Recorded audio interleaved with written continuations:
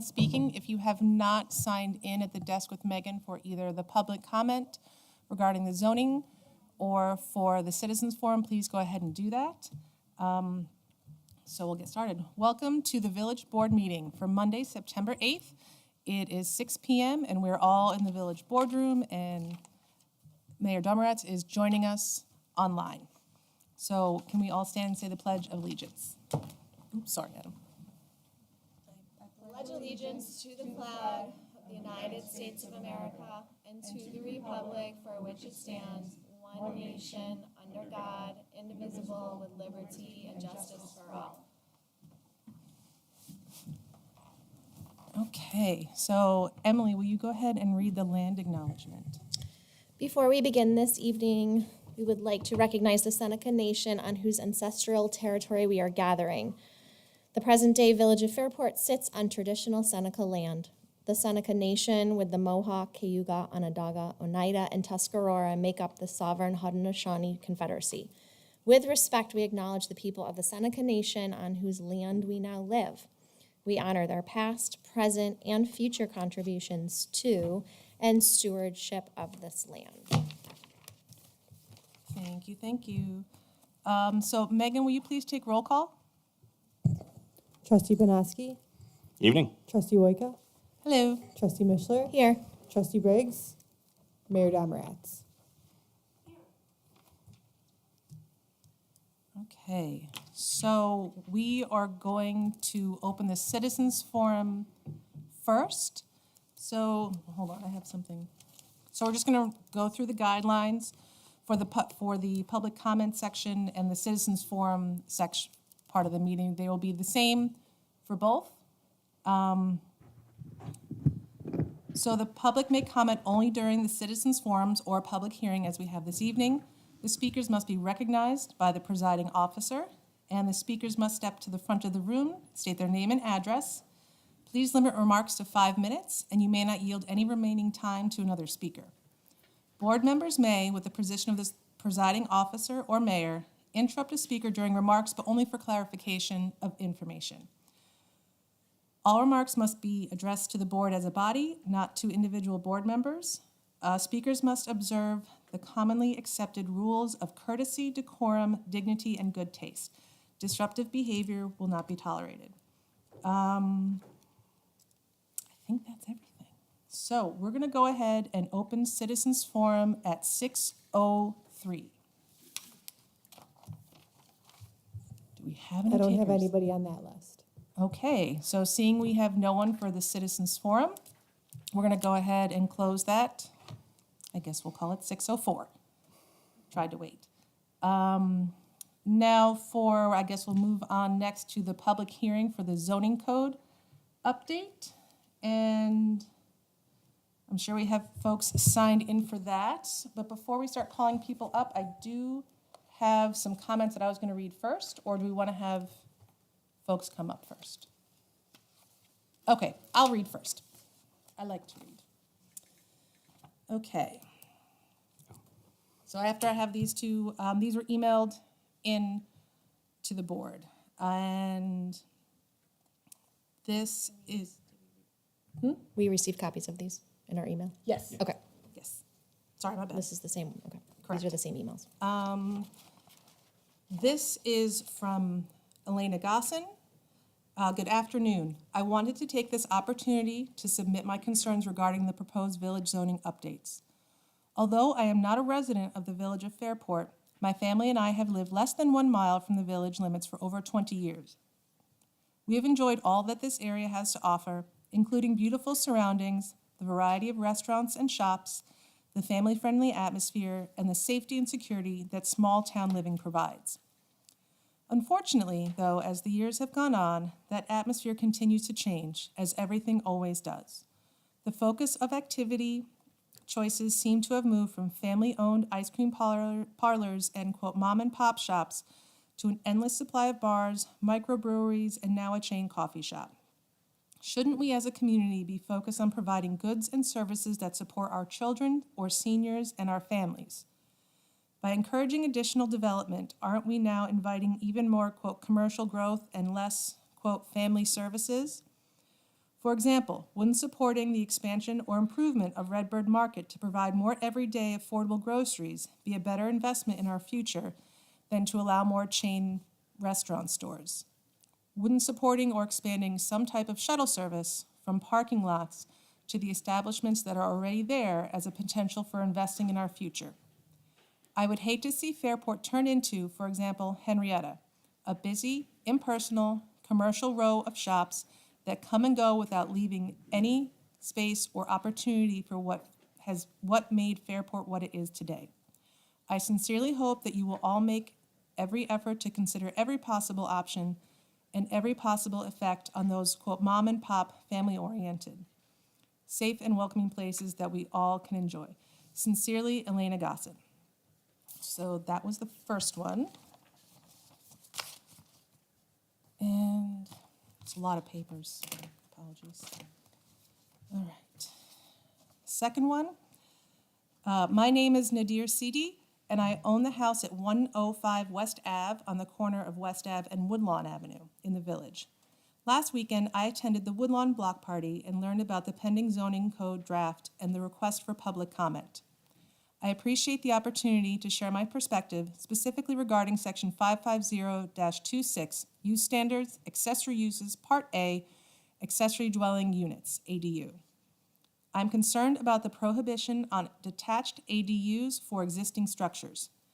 Fairport has many old barns and carriage houses that currently sit unused or underutilized.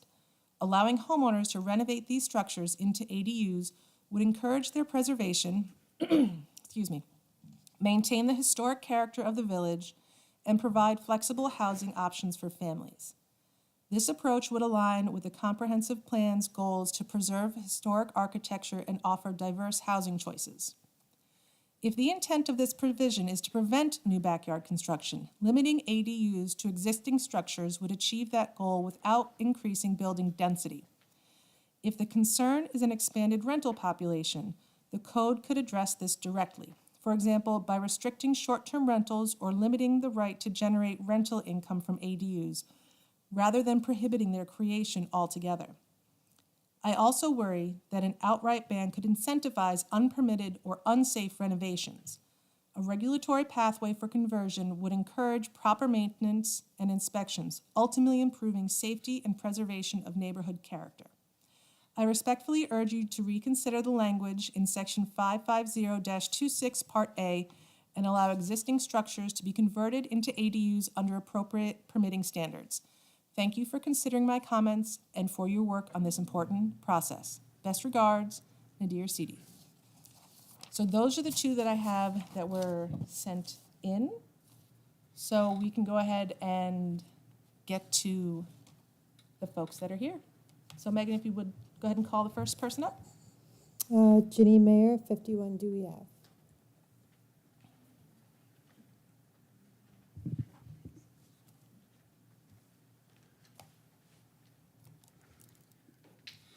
Hi, I'm Ginny Mayer, 51 Dewey Avenue. I appreciate that the village took on the responsibility of revising our outdated zoning code, and I would like to thank the zoning working group members, especially the volunteers, for the many hours of work they put into this long and complex process. Getting this document to this stage was a huge accomplishment. As the folks on the board have heard me say before, I'm very concerned that we as a country and community are not acting fast enough to eliminate our greenhouse gas emissions in order to slow down climate change. We are not on target to meet our state goal of reducing emissions 40% by 2030 or 85% by 2050, which is the rate we need in order to avoid what scientists tell us are the worst irreversible impacts of climate change. Our two biggest sources of greenhouse gases in Fairport are gas-burning cars and natural gas-heated homes.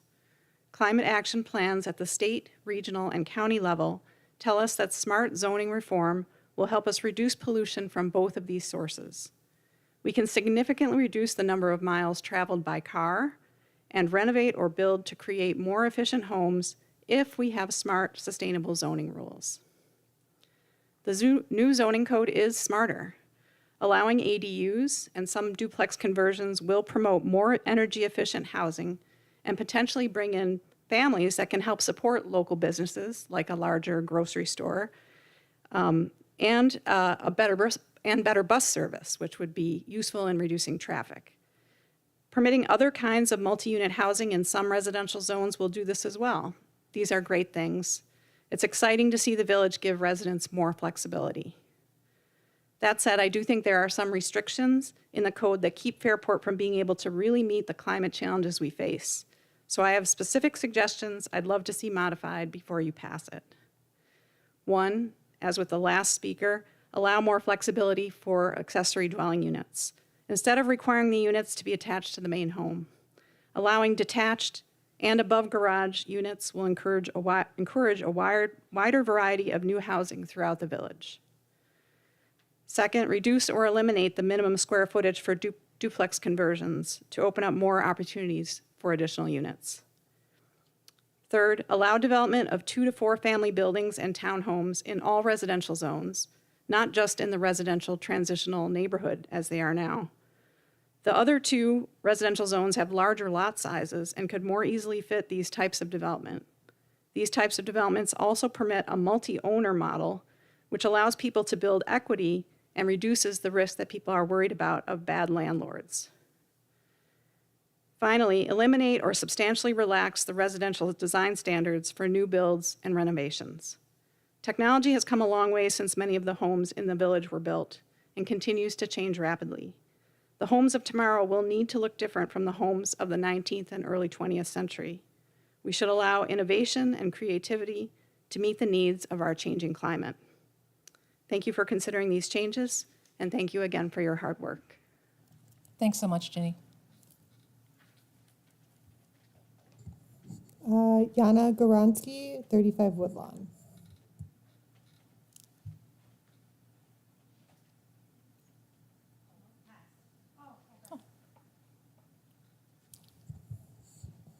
Jean Whitney, Dewey Avenue.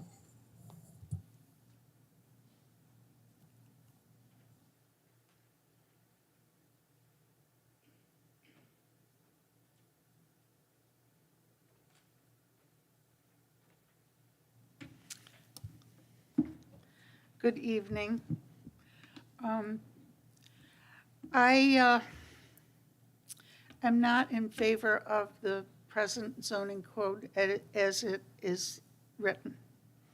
Last fall, Doug spoke here with concerns about the rezoning code and gave sort of a long history of his life in Fairport. Adam, you were so sweet that night. You wanted to make sure he was okay.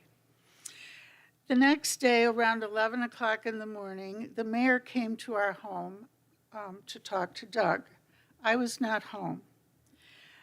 And when I came home, I said, "What did she ask you about?" And he said she wanted to know why I cared so much about Fairport. And I said, "What did you tell her?" And he said, "I told her that I was brought up to give back. And I was brought up to care about where I lived and to work hard to make it a good place."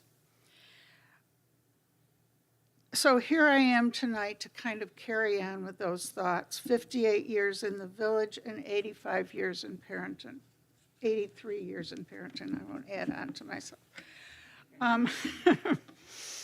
I did not completely understand the ADU situation until yesterday. I didn't realize anybody could put a 600 square foot ADU on their home. I am not against this. I am against this idea and don't support it. My understanding is someone could buy my house and then add a 600 square foot ADU onto it, both being rented, the house being rented and the ADU being rented.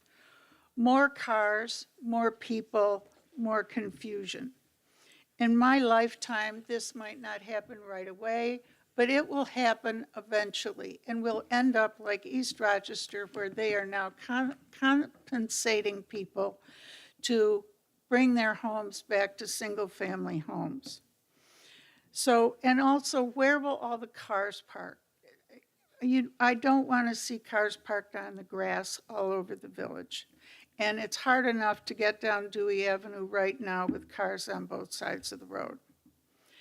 At one meeting, a person said she moved to Fairport because it was safe. That never occurred to me as a reason to move here. I always thought everybody was safe. But if you start adding rental after rental after rental, the opportunity for unsafe people to move here it would be increased. Who will rent all these apartments as they become available? My other concern is the area that's green, Summit Street, Orchard Street, that area. There's a lot of extra space there where 3-story buildings could be built without any special permit, because it's zoned for, the new zoning is for 3-story buildings. If you stand on Church Street today and look across Greenville Cemetery toward the Reedman condominiums, yes, they're 5 stories high, but it's ruined the view for anybody on Parker Street. No morning sun, tall buildings. 3-story buildings in Summit Street, Orchard Street, that area will do the same thing because they're not big houses. They're houses that are 2-story homes with attics, but they're not huge houses. So I am not in favor of allowing 3-story buildings in that area. My plea is for all of you to consider this proposal as independent people and think about what you are doing to the future of Fairport if this is passed. Thank you. Thank you, Mrs. Whitney. Bob Cantwell, 3 Fifth Avenue.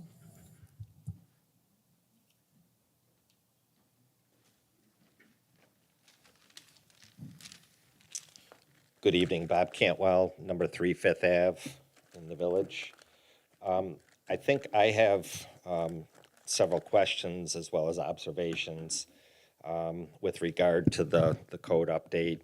I guess one of the questions is what the board's and the consultants' response would be relative to the input that you receive at tonight's meeting, since this is a public hearing.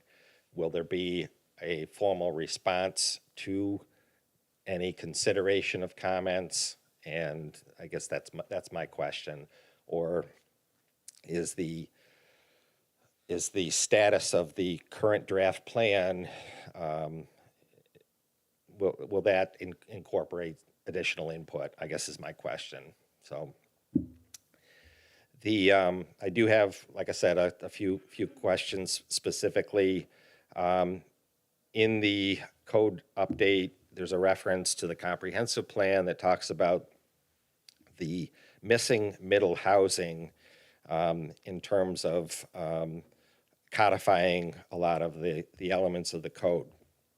I guess my question is, what exactly does that mean to people, here, there, and everywhere, essentially? In most cases, I think we could all assume that it has a multifamily, multiple dwelling unit consideration relative to that quote-unquote missing middle housing. I guess my question, not to be a wise guy, but how much are we really missing? Relative, and how much do we need? Has in fact there been, going all the way back to the comprehensive plan, has there actually been a market study to assess demand within the village itself? And other than just the planning world experts universally talk about the missing middle, have we specifically referenced what Fairport's true needs are? I would reference, as a result of the 2020 census in Fairport, there's a total of, again, 2,586 housing units in the village. Of those, 1,810 are single family and 776 are multifamily. 70% single family, 30% multifamily. With regard to the context of Fairport, the Fairport community is made up not just of the village, but also the town of Parenton. We're all Fairport, school district, et cetera, et cetera, et cetera.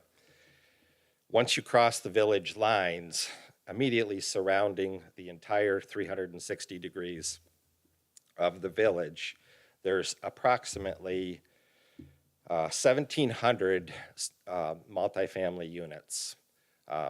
Adjacent, you go south, Westage, you go east, you go north, which includes a number of recent multifamily projects.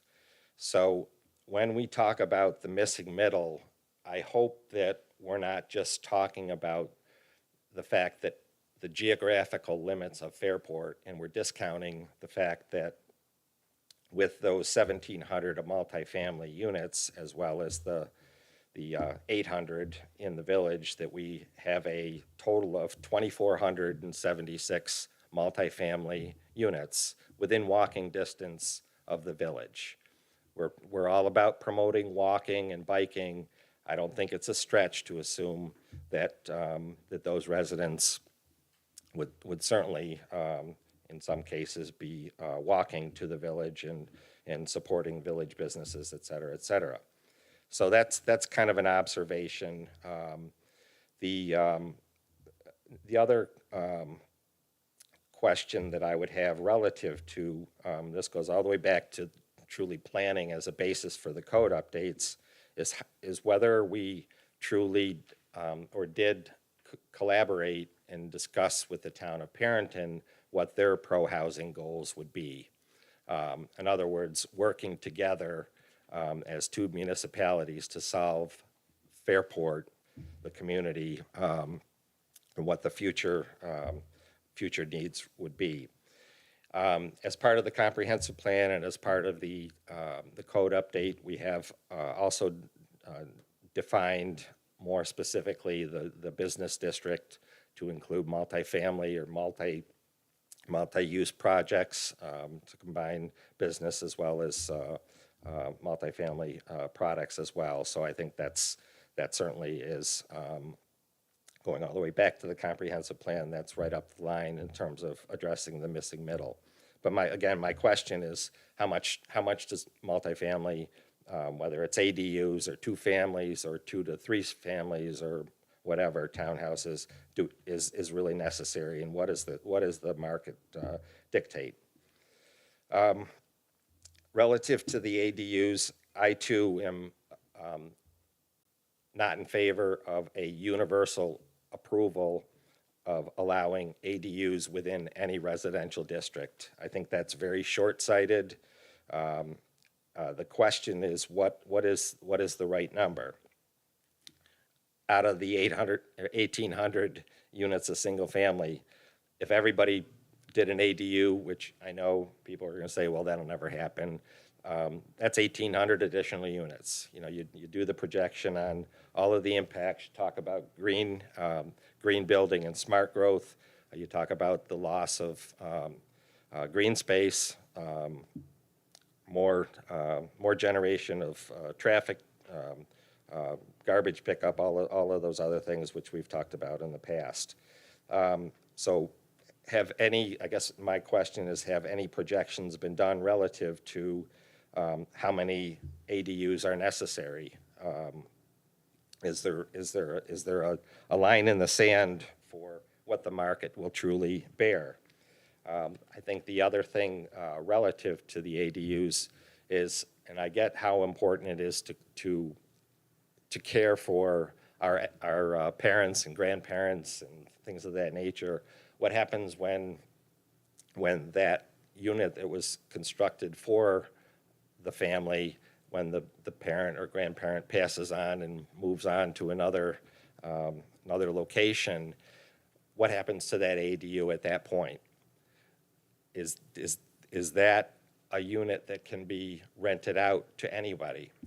Are there any standards relative to does the ADU code determine, and I don't think it does, I know there's a lot of pages discussing it, but Is it require owner occupation on the property as one of the two units? Does the ADU additional unit or whichever, does that require that resident to be related to the owner? I don't know that we've had an answer to that. I have done some research in other communities that do allow for ADUs, and they actually require the second unit to be related to, family-wise, however they define that, and they require affidavits to prove the relationship there. Otherwise, how do you control that? Does the building department want to get into, managing or having to oversee the reality of that? The other thing relative to providing an affordable housing option, there's a lot of statistics relative to affordability. As of, again, the 2020 census, 42% of the single-family homes in the village were between 100 and 200,000. That would be 760 homes. The average household income was 99,000, and that there was also a comment about the fact that the village of Fairport is 19% less expensive than the average city in New York.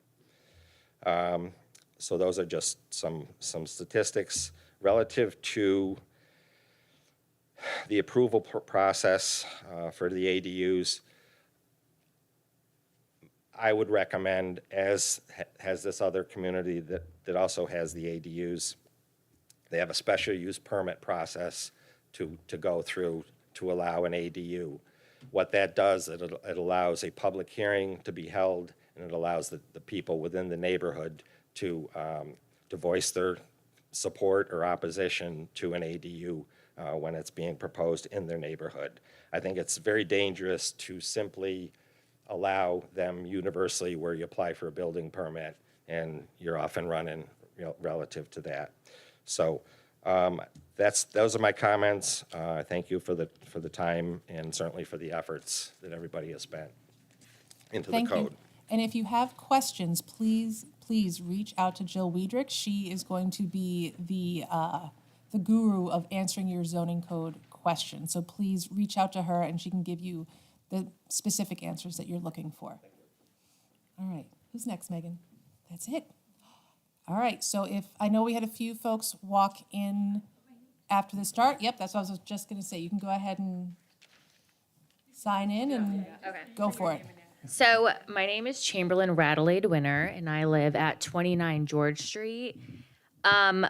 Echoing a lot of what everyone has said here, my biggest concerns are technically, we have an abundance of homes that are already multifamily. And I believe that the consultants mentioned that at a previous meeting, stating that we have more than the average town and village. So my concern is, I believe the number, maybe off one or two, but to add 36 more units because of homes being 300 square feet, and I believe that was about 36 units or homes. So allowing those to transfer into two-family homes, which doesn't sound like a lot, but on top of the number that we already have, then encompass is a lot. And on top of that, you're also presenting that we can have residential cluster developments within the residential neighbor districts, and then plus adding the AUDs on top of every single home. And then you can also have multifamily developments which are within the downtown and as well as the general neighborhoods. So adding those all together does add a lot of impact into our neighborhood and our village. Parking, cars, as we're all experiencing right now, traffic in the village is horrendous. So add all of that on top of it, and I'm sure that there's plenty more that the village is going to be adding to our, downtown neighborhood as well. So that's my concern. So I think that there needs to be better understanding of how many units can actually be added and how much we can actually support.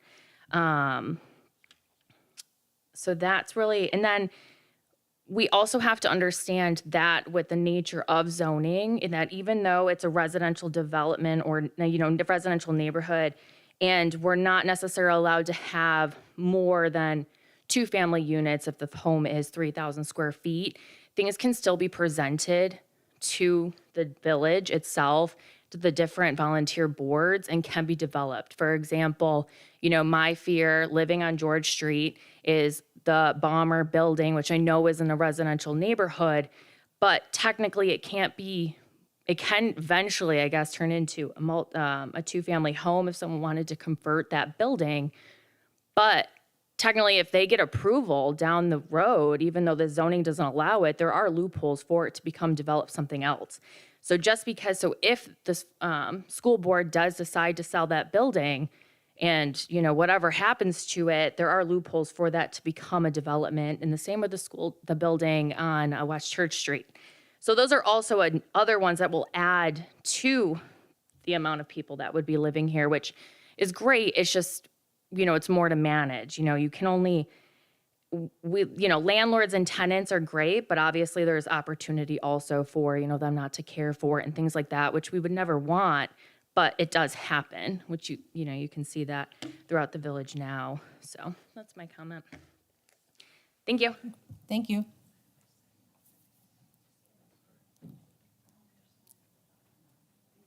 Looks like we have someone else joining us.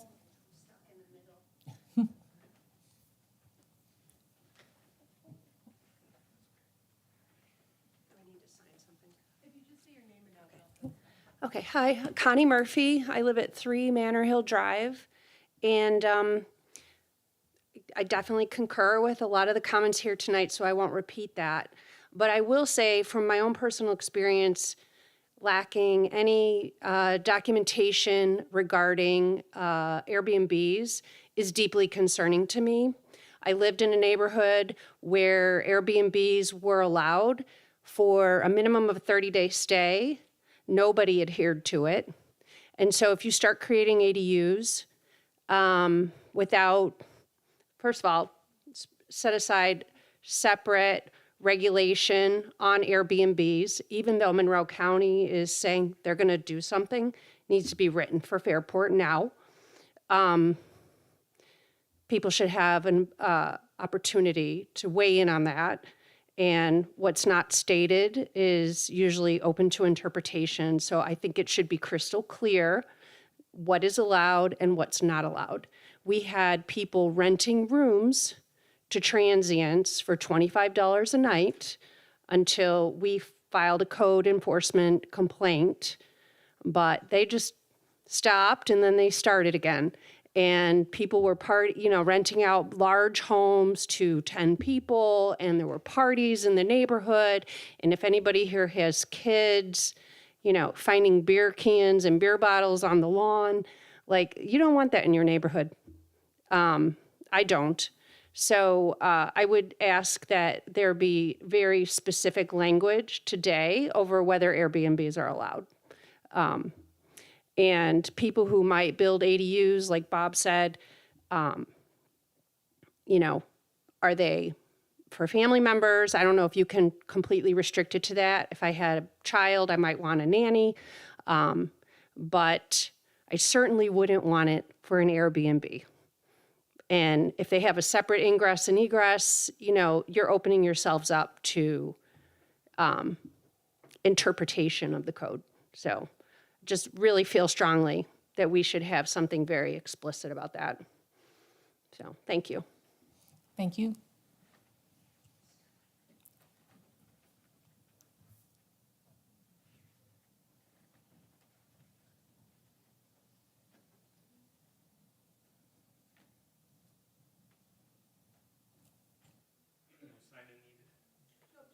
Okay. Yeah. Hi, Al Bartolotta, 3 Manor Hill Drive. I think enough has been said on the residential part of it. I did want to speak to the transportation side of this being that this project was all funded through federal transportation dollars by way of the GTC, I kind of looked at the overall, comparing the current code to what's proposed. And the upside is I love the idea that the drive-throughs are going to go away. I think that's a very positive thing. But I think other than that, transportation-wise, looking at transportation benefits, I think the two codes are fairly negligible. I think we could probably do a little more with this code in terms of putting some more better provisions in there, what we'd like to see our parking lots to look like. Right now, what we have is these are very, very suburban type designs. We've got the pedestrians maneuvering in the same places that vehicles are. I would hope that when those properties get redeveloped in the village that we can do a lot better job of providing for pedestrians that are walking between their cars, from their cars to the building entrances. So that's one area I think we could probably improve upon a little bit. The other, if I remember correctly, the downtown zone district was also allowing for auto repair, I think fuel stations, although that was by special permit. I still, even as a special permit, I don't think you really want to see that on Main Street. Again, if you're trying to promote or incentivize a pedestrian-friendly environment, those auto-centric type uses really don't have a place on Main Street. So that's really all I want to say. Thanks. Thank you. All right, I'm going to do a last call. If anyone would like to add to the public hearing and you didn't sign up yet,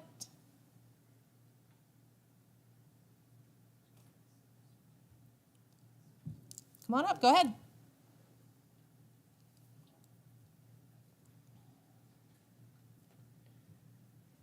My name is Dewey Jackson. I live at 37 West Street, and I thought I wouldn't speak because I've spoken before, but I guess this is my last chance, and it has to, I guess my concern is opening up conversions in the village. And it won't go through all the reasons that I feel that wholesale conversions would not be good for the village. East Rochester is experiencing it. There are many reasons for that. But I think it was last November, it was brought before the village board, the proposal to have the code writers consider allowing conversions for homes of greater than 3,000 square feet. And the talking to Mrs. Weidrich, the feeling is, well, you know, that's a small number. That's not very significant.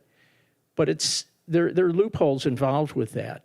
Not only the 36 homes that could be converted, but homes that are less than 3,000 square feet. Like my house is 2,900.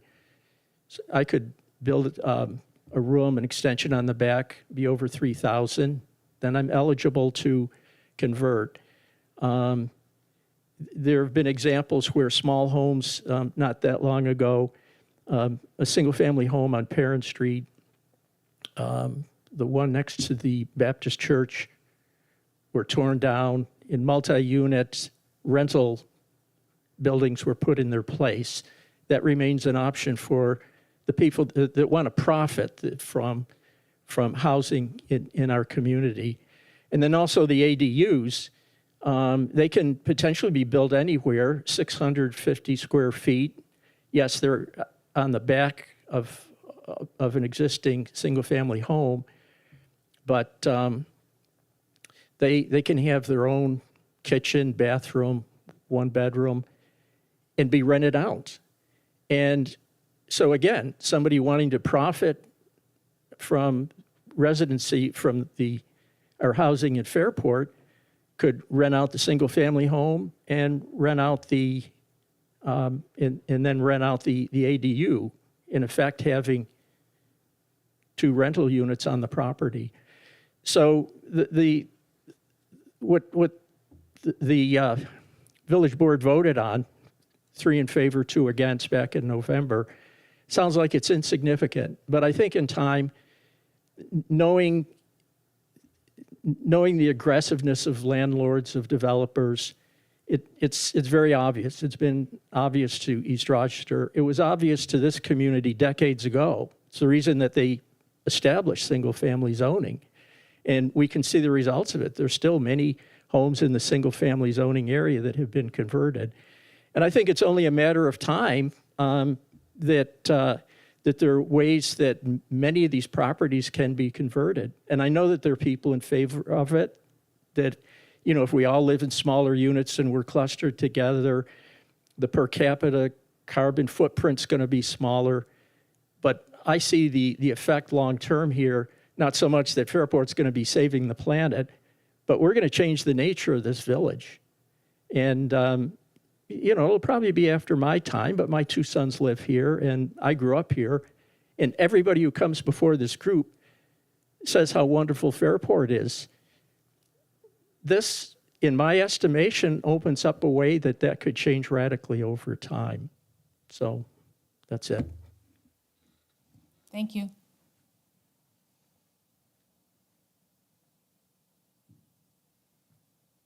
All right, is there anyone else? Final call. Okay, seeing no one else going to speak, we're going to go ahead and close the public hearing for the zoning code at 6:41 p.m.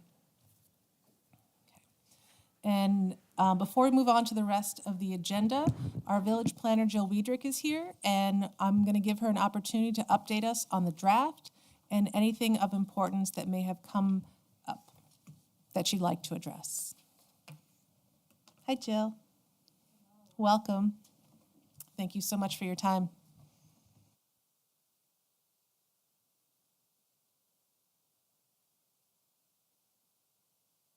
Of any questions of me?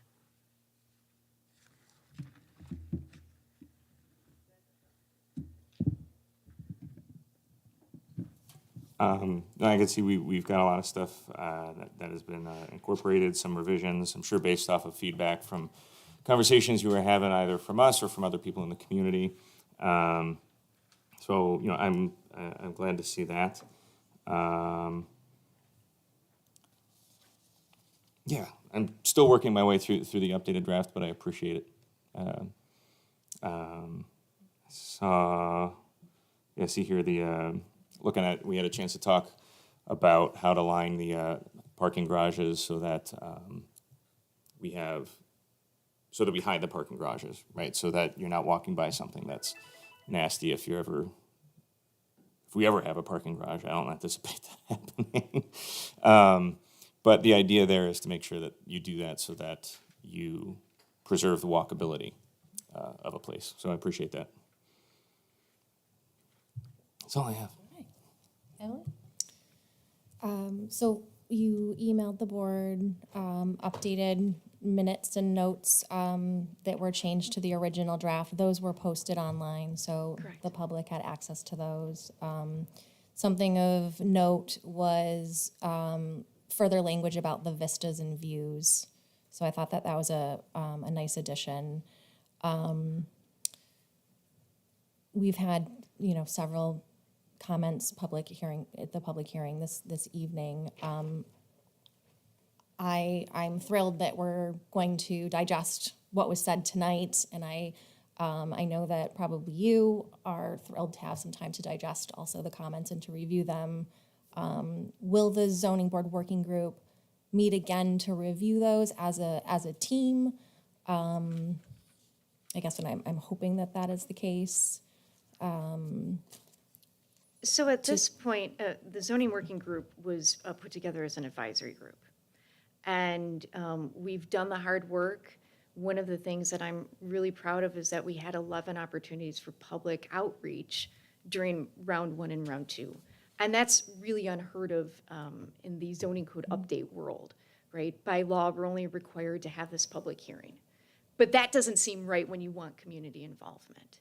So going forward, the comments that were received, the conversations that were had, were reviewed by myself and the consultant to see how could we integrate these comments? Were we already addressing some of these things? Did it make sense to address things in a different manner? And so those you see in the changes that we've had. I will go back and review the comments that we've received this evening with the consultant and see if there's opportunities for additional updates and changes. Then we're also looking for the village board to provide us feedback as well, to say, hey, we heard X, Y, and Z, we'd like you to address it in the code. So this time is for you to really think about, does the code meet the expectations of the comprehensive plan and the community? Keep in mind, we've got 5,500 residents. And does it move us towards achieving those goals? And so then the direction, of course, is going to come from the village board to tell us what are the next steps for the code, the draft code. Okay.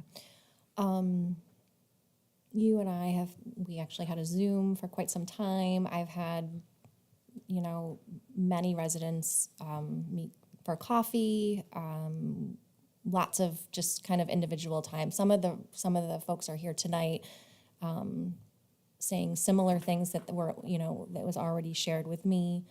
And to be completely honest, and I know I've said this just, one-on-one, I'm still concerned about the height that's allowed in some of the districts. I know that since you and I spoke, the Historic Preservation Board also met, and I think that the minutes were in here from their meeting.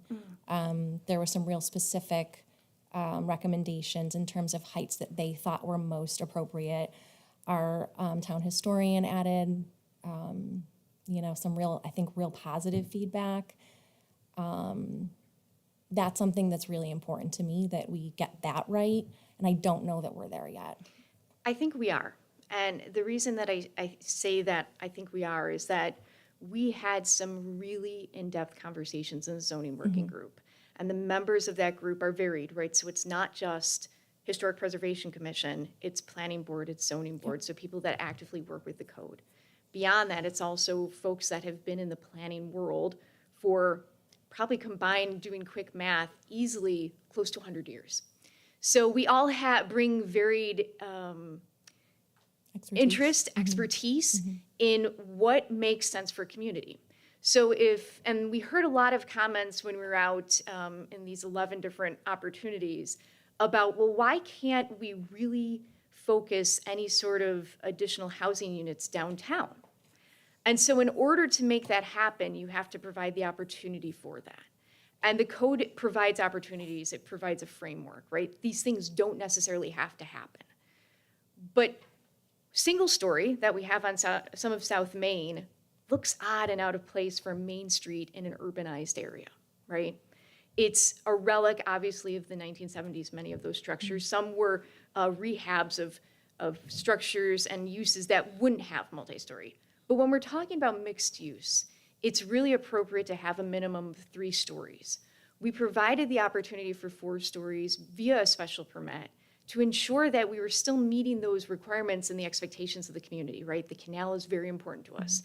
So we added and we expanded on the views and vistas portion of the requirements for the special permit. I thought that was a good addition. Historically, too, we've seen in a lot of the photos that we have 3 stories. Box Factory, I believe, is 5 stories. So we've got taller buildings.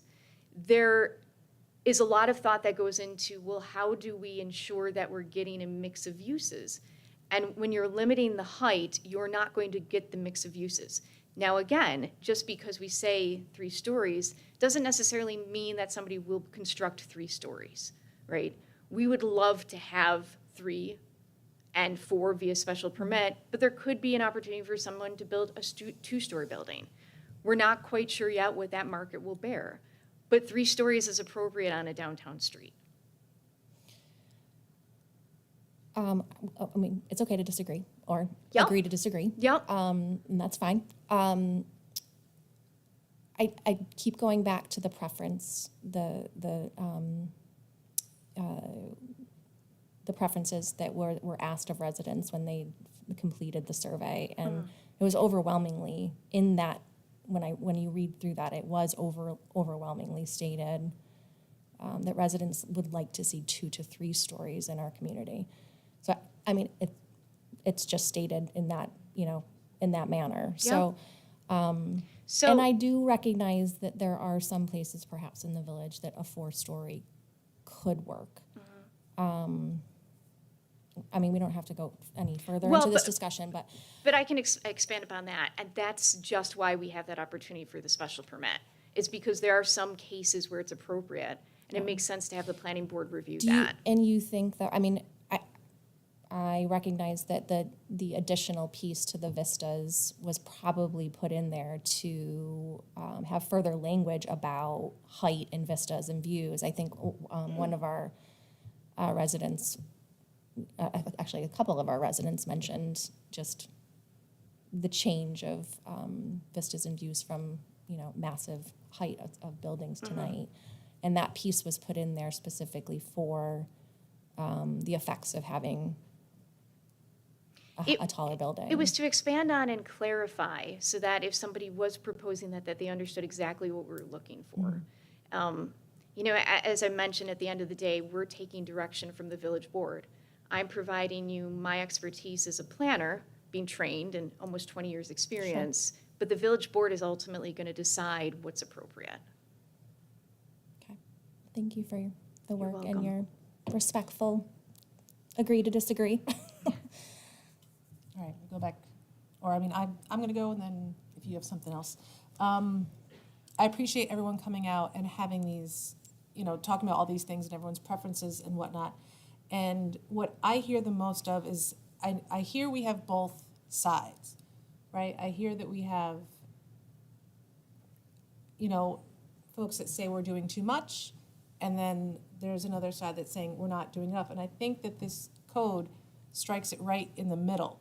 Like, we're trying to feel out what's going to work the best for us. And as it moves forward, I think it allows us the flexibility to say, okay, this is working, or maybe this isn't working, and we have the ability as a board and as a community to say, hey, we like this, we want more of this, or no, we don't like this, we want less of this. But I think the code does a really good job outlining the specifics of how things can happen, and if they do happen, how they should look and fit within the historic character of the village.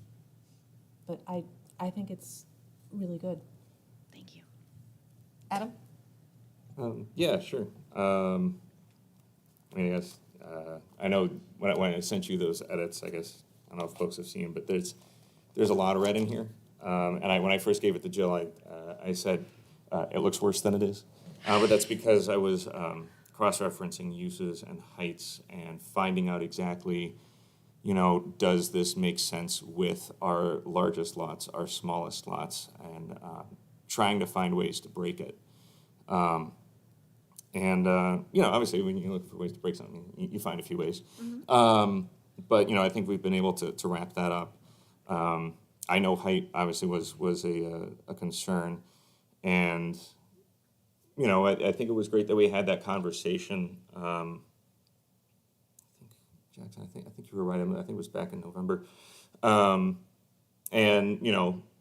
okay with 4, but I understand that folks weren't. And so we're finding, like you said, Heidi, that middle ground.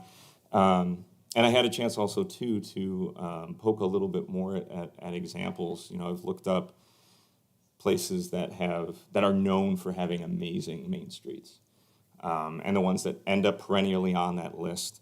A majority of them are actually 3 stories. You have some 2. You also have some 4. And what's encouraging to me about those at the same time is that some of them are actually new. So it shows that we can actually do it. It's not one of those things that either you did it back in the 1900s and they made beautiful buildings and then we just don't do that anymore. So I think finding that sweet spot there, I don't know, to me, 3 stories does seem as though that's historically and even contemporarily a happy medium there. And then, I think having that language, like you said, to allow for the ability to adjust and look at those. So I think through this process. Just to clarify, it's just with special use permit for. Right. For the 4th story. story, For the 4, yes, for the 4, yes. right. Right, and like I said, for me, that wasn't as much of an issue, but we worked through it, and so I think that was great. Looks like we've got our uses kind of in alignment. The bulk regulations, which is the setbacks, how tall something is, how you measure how tall something is. You know, you've had to thread a needle, you know, with a lot of feedback, and so. Jill, there's and Adam. There's a lot of folks here in the room tonight having comments about ADUs. Some here tonight are in favor, and then some are in opposition for the ADUs as it's stated in the draft. Do you want to just kind of go over as it's stated right now in the draft where we stand with ADUs? I know that there were some comments that I don't in the room this evening that I don't think were 100% accurate, so that would clear up any Sure. any more about ADUs so that people here tonight have complete clarification on. It's limited to 1 bedroom and limited to 650 square feet. They also have to meet, obviously, parking requirements. They have to, like any addition that you're putting on your structure, you have to meet setbacks and lot coverage and those sorts of things. So if somebody was on a small lot and they had a large home and they wanted to put an ADU, they're more likely not going to be able to do that without going before a land use board. There was questions tonight about occupancy, like owner occupancy, rental. Can you clarify that for? There's no occupancy requirement. I think it gets, from my experience, it gets a little bit awkward to not only define family, but also enforce on family. And that comes from experience in both enforcement and zoning code, not only writing, but updating. It can be very tricky. So we had numerous conversations about accessory dwelling units. We heard from residents that they did not want to have them be a detached structure. But we also heard from a lot of residents that they wanted an opportunity. So just as mentioned earlier, the zoning code is one big negotiation. We're trying to find that middle ground. And so we feel that with the writing of the ADU requirements that we struck that. And we'll say too, I've had a chance to actually speak with some folks who work in other nearby areas, particularly out like Onondaga County, where they're anticipating lots of folks moving in because of Micron. They are actually considering increasing the maximum square footage for an ADU because nobody's building them. And that just gives you a sense that of how much control or insight some might say, not my words, but some might say restrictive 650 is. They might say no one's going to do it, and they might point to their own experience and say we've had this out there for the past 5 or 6 years and we've seen no permits pulled. So you know, I think that's another one of those too where we can adjust to that, right? You know, and if it needs to be smaller, if it needs to be changed in some way, we'll also understand because you know, there's some reference tonight too that the market will tell us what the market is looking for. Mayor Domarest, did you have anything to add? I just want to thank everybody who came this evening and shared comments, as well as those individuals who emailed comments. And I think it's been some really good discussion amongst the three of you in the room with Jill and trying to understand how did we get to where we got to today. I want to thank Jill and I want to thank the working group. You know, it's a lot of work and it's exactly what Jill said. It requires some negotiation to find a place that's in the middle, that's not too far in one direction and too far to not changing anything at all. And I frequently have conversations with people in our community and bring up the fact that I hear things about buildings and structures in our village frequently, and those were created under the current zoning where people are like, I can't believe this happened and this happened. And I think that a lot of the work that's gone into this code is try to creatively or create an environment where some of those mistakes, and I'm using air quotes, or challenges that we faced in the past, that we have a little better control over what's going on. And so I greatly appreciate that. And that's really all I have to add this evening. But I want to thank you all. I want to thank, like I said, the three of you for having a great post-public comment discussion about what you heard this evening, as well as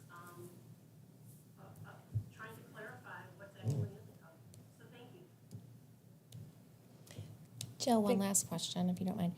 Do you have any sense of the timing Monroe County has on the update to the Airbnb? So I actually contacted Pat Gooch today. Okay, great. And there's no absolute timing, but there's the potential that it could happen within the next month or two. We can easily react.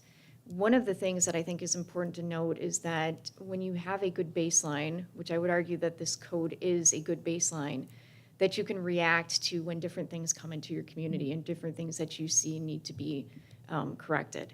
And so we're able to write code and bring it before the planning board for recommendation, and then ultimately the village board for action fairly quickly. So, And we could go more restrictive or less restrictive based on what comes from Monroe County. What I'd like to see Monroe County do is take over regulation of short-term rentals. And I say this because we do not have the staff to do any sort of licensing program or anything of that nature.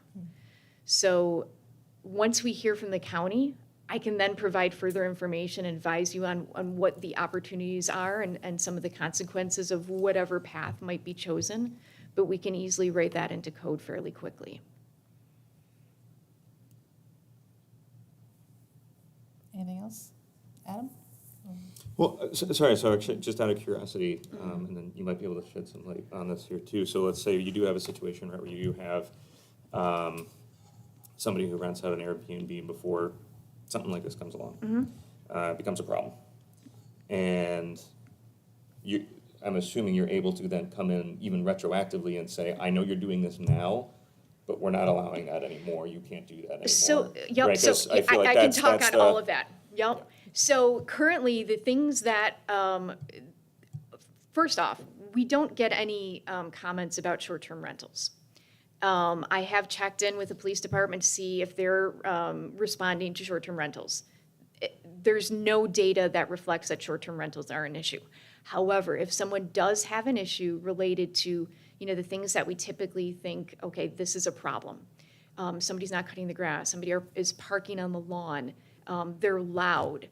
Those are all things that we currently have code to address, and we react very quickly. I've heard a lot of people say, I've lived here, I've lived here, I've lived here. I live here. And so this is my community. I don't want to see anything bad happen to it. And so Mark, although he doesn't live here, is incredibly responsive. So we encourage people, if there is a code issue, whether it be related to a short-term rental or any other code issue, to give us a call immediately. Now, the next question becomes, and John, you might want to jump in if you think that, if you disagree with my assessment of this. We currently are not permitting short-term rentals, right? There's no action on it. So it doesn't give them any sort of non-conforming rights because it's nothing that's permitted. So if in the future, the county or the village would decide to regulate that and let's say not allow for short-term rentals, there's no, they can't say, well, I've been here, because they haven't legally been here.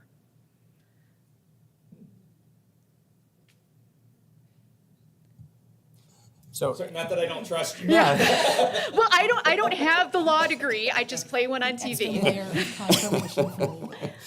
as a general proposition, our village planner is correct. I mean, we have the ability to prospectively regulate all uses in the village. So, I mean, from a short-term rental perspective, I mean, the scheme could be one of a number of things. I mean, whether we're regulating whether it's a permitted use at all, or whether we're permitting it, but it's a licensing program, it's a permitting program, you know, where are we permitting it in the village? I mean, all of those things are regulatable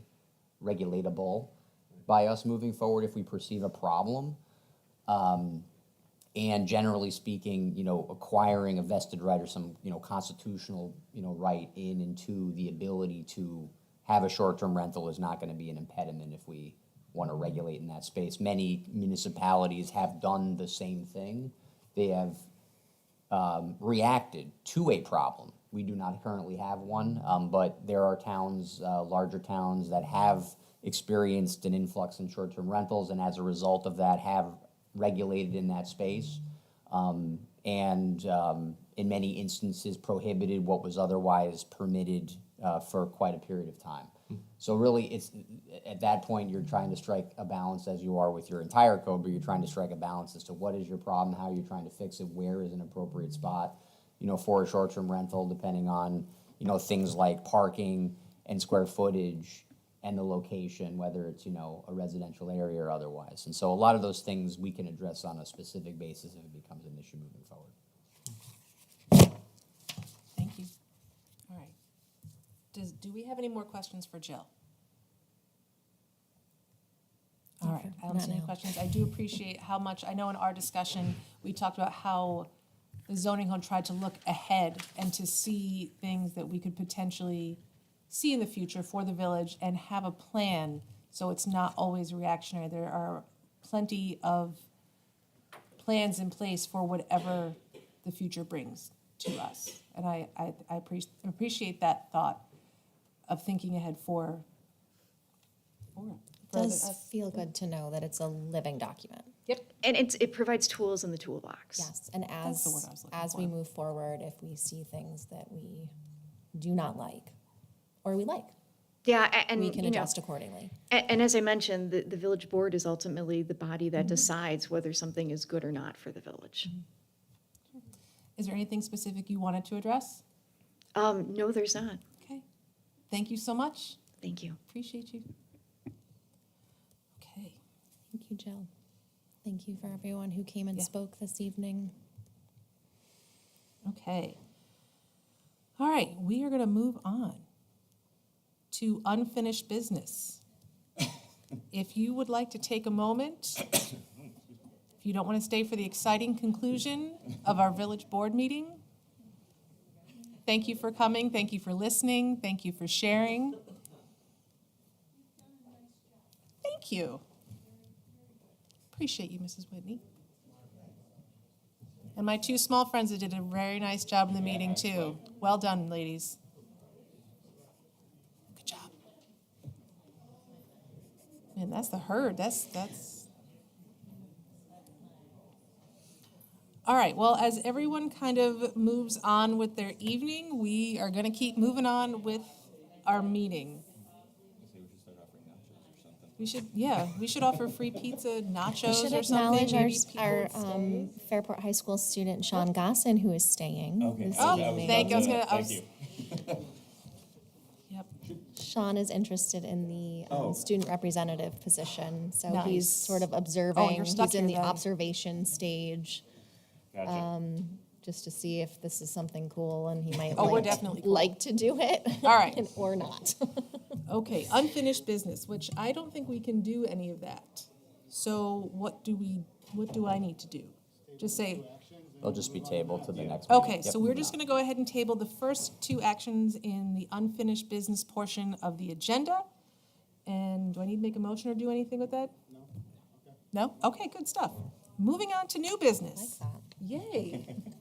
Maybe one day we'll approve those meeting minutes. Okay, we're finally in the new business. Okay, so can I have a motion by the village board to authorize the Dewey Avenue residents to close the street for their block party on Sunday, September 14th, 2025, from 11 a.m. to 5 p.m.? Do I need to read the whole thing? Okay.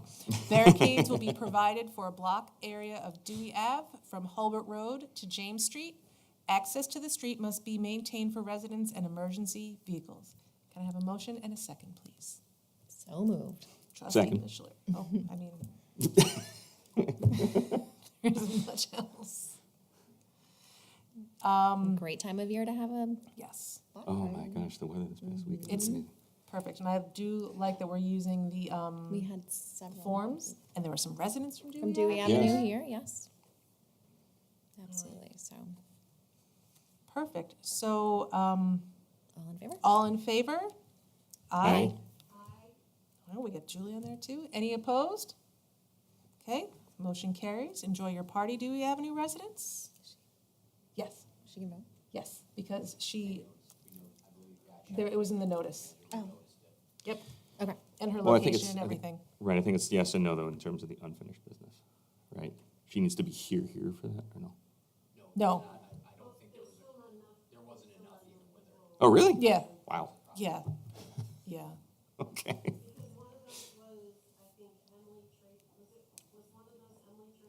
I was not there on the 11th. I was not there at either of them.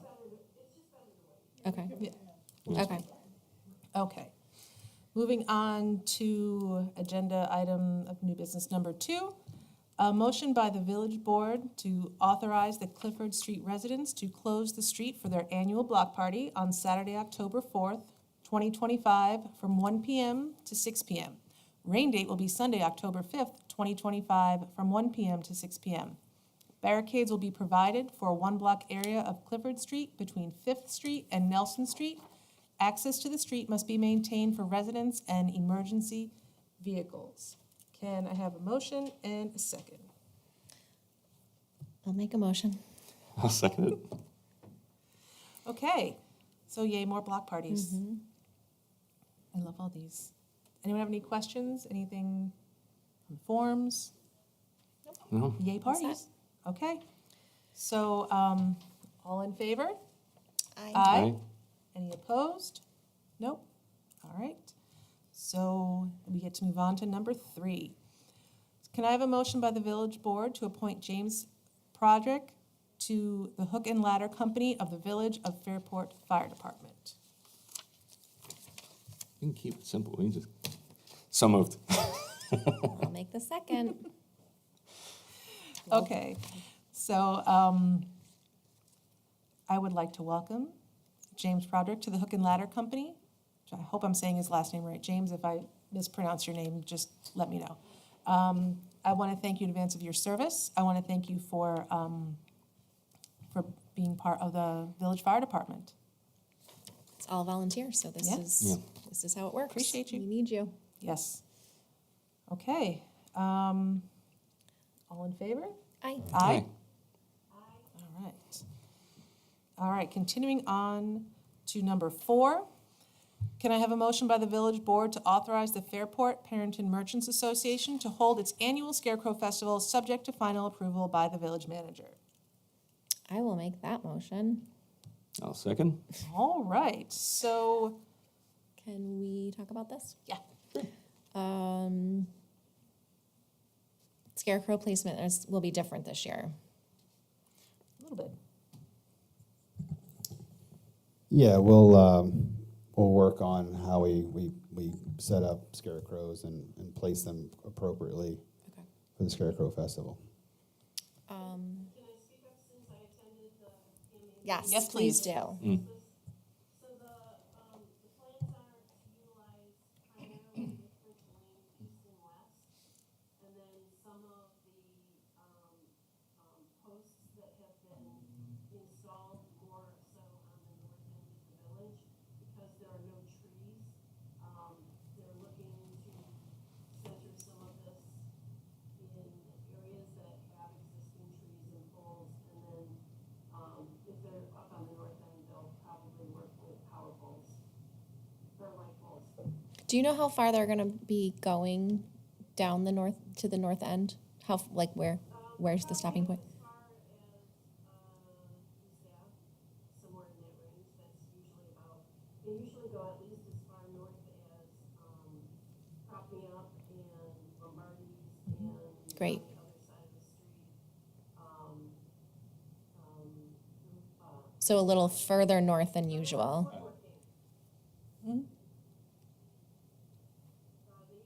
Nippers Lane East. stuff like that.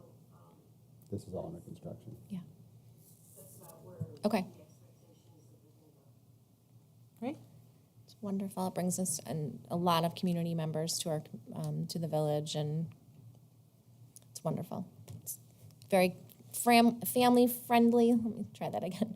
Family friendly activity, and I know that the application for signing up for the Scarecrow competition is online. Find it in Fairport.com if you're interested. I'm looking forward to the village staff submission for the Scarecrow Festival. Excited to And see there's it. a theme. There's always a There- theme. The theme is the 200th anniversary of the canal. So you have if you want to be eligible for the contest, you have to tie in the canal. That- the T- theme. Yes. So Or you can I mean, you can just do what build a you want. scarecrow and do what you want, but Yeah. you won't be Okay. eligible for yeah.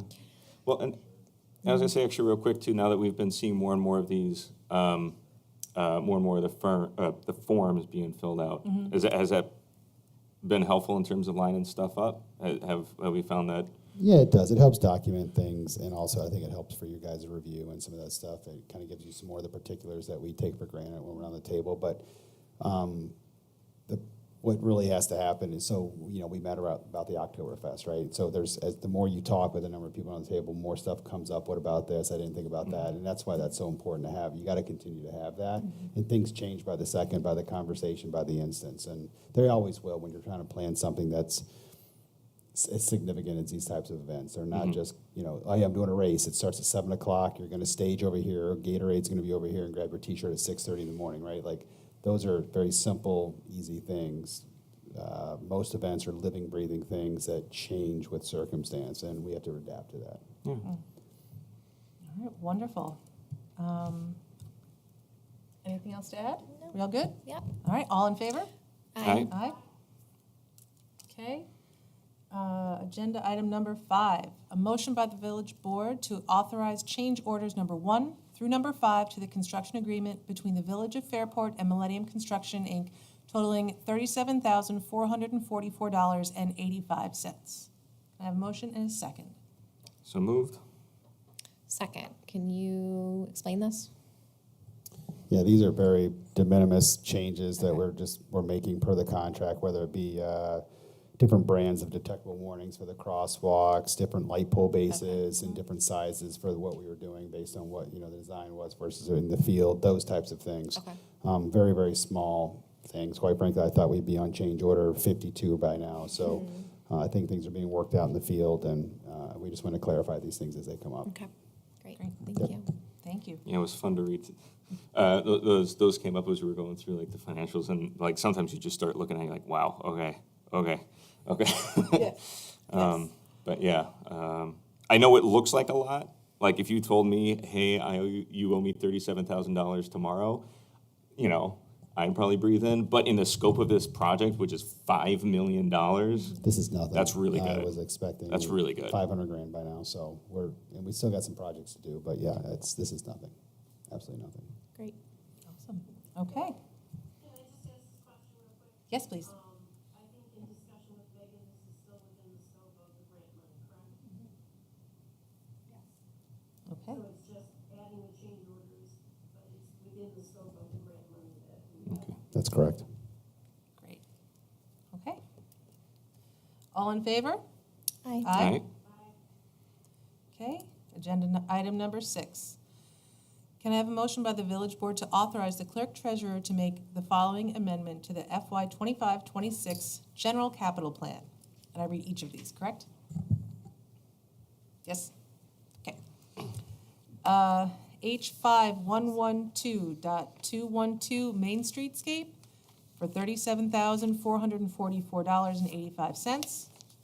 H.4510 Federal Aid Highway Safety, $29,995.88, and H.5710 Debt Proceeds, $7,488.97. Motion and a second, please. So moved. Second. Okay, fill us in. Now, if I understand, this is basically, the first one said, okay, we can do it, and now This one is saying, do it, Correct, right? right? Yeah, we only budgeted for the actual contract amounts. Right. In last fiscal year, which rolled over to this year, so this is just, securing the funding through the budget. All right, Thank you. all right. All in favor? Aye. Aye. Okay.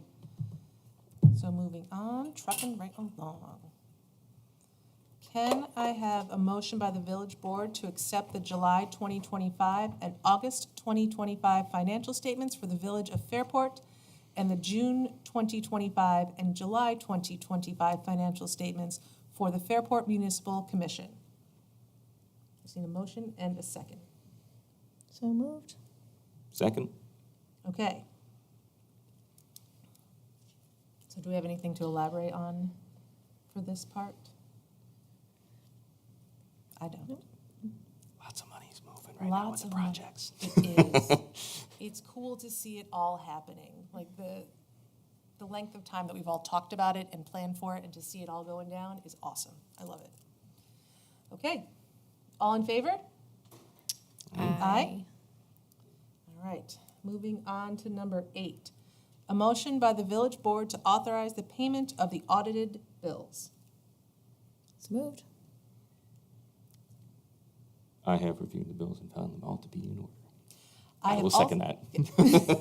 Count. Right, that's the right one, right? Yes, that is Okay. the one, yes. I have also reviewed the bills, and I have found everything to be in order. Thank gonna you for hold off. reviewing the bills. Yeah, I'll hold off and tell you how much we composted when we get to the announcements. Mayor, did you have anything to add? Well, I'll do We're it at on the average. end. We're on par, but we'll keep the excitement to the end. Okay, all in favor? Aye. Aye? Okay, moving on. Can I have a motion by the village board to amend the previously approved amount of $60,000 to pay health and dental insurance premiums paid in the month of September? And my computer screen, I can't read it. It just went to $53,750.79. So moved. Oh, Oh, second. Okay, I thought you beat me, but we'll call it Adam and then Emily. Okay, Routine thing. normal. Normal. All right, all in favor? Aye. Aye. Okay. Unanimous. And then moving on to number 10. A motion by the village board to authorize the clerk treasurer to pay health and dental insurance premiums for the month of October in an initial estimated amount not to exceed $60,000, subject to auditing and amending authorization by the village board at the regularly scheduled October meeting. so moved. Second. So quick. Okay. Any questions or comments? Seeing none? All in favor? Aye. Aye. Okay, and then next we have coming up announcements and committee reports. Does anyone want to volunteer and go first? Tree Board's meeting on the 24th in here at 6 p.m. This will be our first meeting in the fall, kind of meet in the spring, and then we meet in the fall and line things up that way. So looking forward to that. The board's been working on, some updates and some fun things to include on the website that I think will make it, even more accessible for the community. So once those are kind of under our belt, I'll make sure y'all just share that with everyone. In case anybody hasn't noticed, school started. It's starting to get darker earlier. Please drive carefully and make sure that we keep our eyes out for everybody. Do not pass buses with flashing red lights. Yes. Oh, and construction started on Roseland Avenue and Packet Boat, getting that all paved. They're doing the sidewalks, so looking forward to that. It'll be good when it's done. The architect in me loves seeing the process, but you have to deal with the cones. It's okay. Okay, Trustee Mishler, do you have anything? Sure. The mayor and I both attended the August 18th OSED meeting. And I've been trying to do a better job of really taking minutes and sending them out to the board, because there's usually, it's a jam-packed meeting, and they discuss a lot of really cool things. So, there was a grant application accepted for the Millstone block, the facade grant. So that you'll see some improvements happening on the Millstone block here on Main Street, which I think is really exciting. Fantastic. The B side actually also got a facade grant improvement accepted. They put in a garage door. Yeah. Probably saw that. Let's see what else. The Merchants Association is interested in funding a small business grant program to help start up new businesses. They are going to start I think the plan is to start accepting applications at the beginning of the new year. They're trying to hold off, right, Mayor? Do you remember? I think it was the beginning of the new year. They wanted some time to work through. They needed some time to kind of work through all the logistics of that, but they're interested in working with OSED to do that. I think OSED is also working on a program in conjunction with small business owners for them to attend an education program that's offered, don't quote me, because I don't have my notes right in front of me, but there's a small business education program. I think it may be offered through MCC or online, and they're trying to figure out a process for creating this grant program for those people who will attend. It's not a significant duration of time, but they are seeing from people who have attended some significant results in how they create their business plan and run their business. So it's, they've been talking about this for about the past two meetings or so. So I still think it's in discussion in the works, and they're not quite sure how to move forward on it. Jonna McCooey also gave an update on the DRI status. There was, at that point in time, there had just been an opening, or a call for projects had officially been opened that day, I think. There had been a pop-up event for business owners to attend, I think that Wednesday, so that's already taken place, and that's kind of old news, but those things are all happening. At this particular meeting too, Jill Weidrich, our planning director, I think is that what we call Jill, our director? Village planner, okay, is that the correct term? Our wonderful planner, she attended and reviewed the zoning draft with the OSED board. So Jill has just been everywhere promoting and explaining and answering questions on the zoning board. She's been to, count, as you know. But I just wanted you to know that she was also in attendance for the OSED board. She reviewed all questions regarding ADUs and all similar to what she went over tonight. I think DRI's got a couple things coming up, right? What now? November 7th? No, yeah, so it's, the application's due November 7th, but I think in particular we have, sorry, I'm cheating a little bit, I wanted the website. September 11th at 5, we've got a pop-up near the Box Factory for more information on that. And then another, an open house on September 17th here in the boardroom. But if folks want more information, I think it's fairportdri.com. Yeah, Right? that's it. Does that sound right? Yep, okay. It's nice when you can get an easy website address. Yes, yes. I think one of the most exciting things that, for me, and I don't want to speak for you, Mayor, but that I found out at that OSED meeting was the new owner of Rose Hollow has agreed to work with our Section 8 housing program and is accepting vouchers, which I saw that in the notes, that's is good. really exciting because many of the older, I think they're all women. Many of the older women, yes. I walked over there and I've talked to many people, and I've only seen women. So many of the older women that live over there have lived there for quite some time, and with the new ownership, there was a lot of fear of how much the new rents would be, and so this is something that OSED worked extensively on to with the new owner. So this is really exciting news. I was very worried about some of the ladies over there.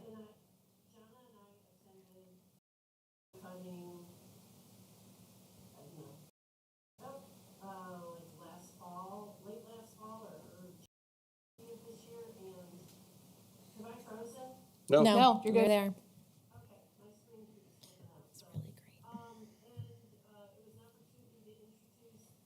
of the individuals who was part of the ownership team of Carrington Rehabilitation, and from there, they were able to connect and then get Jen involved. Jen, who runs the Section 8 housing program, and it's been an ongoing, open discussion that's lasted like the last 5 or 6 months. So this is really great news. Thank you for bringing it up, Emily. Yeah, it made me really happy. I was very worried about them. So I worry about these things.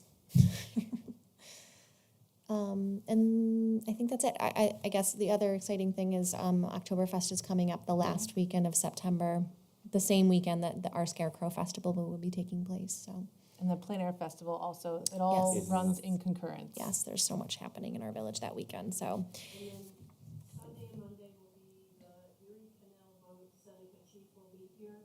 On Sunday, it will be a program and ride, and then on Monday, there will be schools that will be visiting the ship that will be docked in the village. Awesome. It's this Sunday and Monday, right? No, The 28th and the 28th. Okay. yeah, at the end. Just wanted to make sure. We still got time. I can't wait to see that boat. Yeah.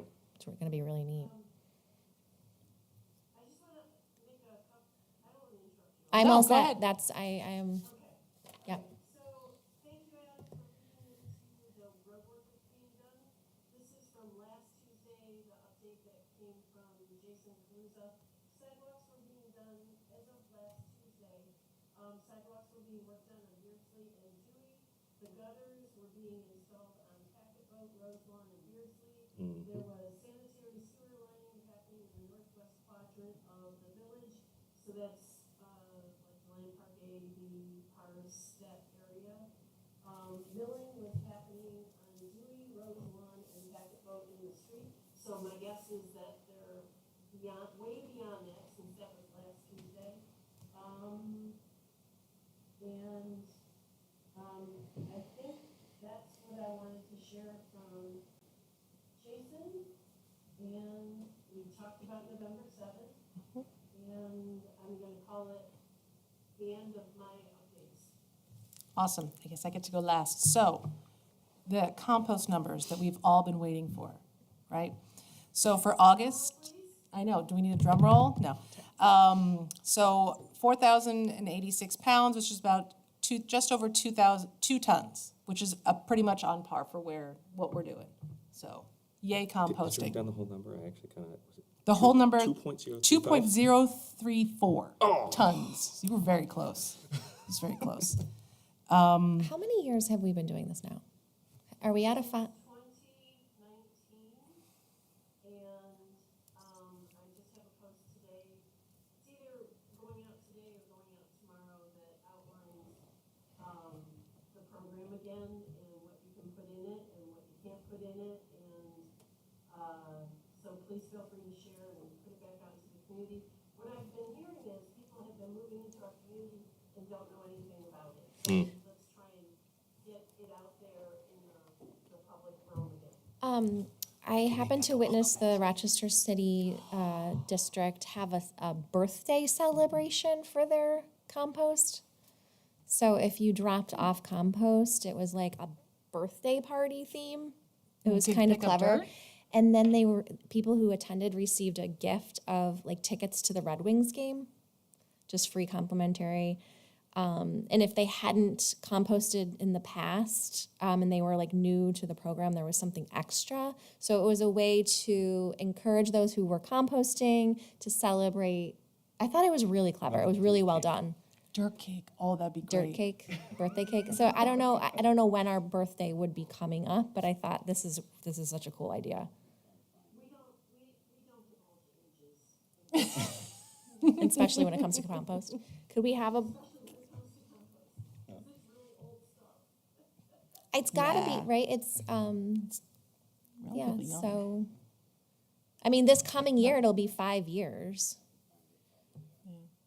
That's, We could Adam, have what a are we- 5-year birthday celebration. Adam had an idea for the welcome basket for like a new resident. We should just give him a compost bucket For sure. with all the stuff in it.